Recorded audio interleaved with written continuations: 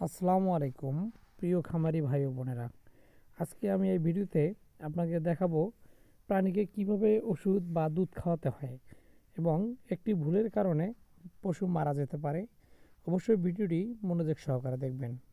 সম্মানিত খামারি ভাইরা, ছোট্ট একটি ভুলের কারণে অনেক সময় খামার আপনার লোকসানের মুখে পড়ে। তাই আমি বুঝবো যে দেখাবো ভিডিওটিতে যেভাবে বাছুরটি মারা যাচ্ছে এর কারণ হচ্ছে খামারি জেনে বা না জেনে এমনভাবে ওষুধ খাইয়েছে যার কারণে শ্বাসনালী রুমেনের ভিতরে ওষুধ চলে গেছে।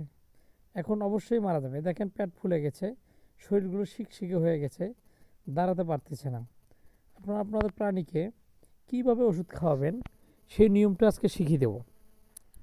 আপনার যদি কোনো বাছুর বা বড় গরুকে ওষুধ খাওয়াতে চান তাহলে অবশ্যই প্রথমে ছোট একটি বোতলের মধ্যে চিকন বোতলের ভিতরে নেবেন। নেওয়ার পরে জিহ্বার 2 আঙ্গুল বা 4 আঙ্গুল দিয়ে নিচ পাশে সুন্দর করে চেপে ধরবেন, যাতে করে আপনার রুমেনের নিচ দিয়ে বা রুমেনের ভিতরে প্রবেশ করতে না পারে। নিচের ভিতরে জিহ্বা চেপে ধরে বোতলটার ভিতরে ঢুকিয়ে তারপর ওষুধ খাওয়াবেন। এইভাবে যদি আপনি ওষুধ খাওয়ান তাহলে অবশ্যই আপনার প্রাণীর শ্বাসনালীতে কোনো ক্রমেই ওষুধ ঢুকবে না। আর যদি আপনার ভুলক্রমে শ্বাসনালী অথবা রুমেনের ভিতরে ঢুকে যায় তাহলে অবশ্যই আপনার প্রাণী মারা যাবে। তাই একটি পশু মারা গেলে একটি খামারি অনেক লোকসান পোহাতে হয়।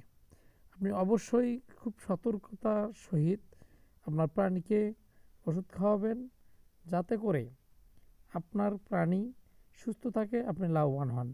এরকম ভিডিও পেতে অবশ্যই সাবস্ক্রাইব করে আমাদের সাথে থাকবেন।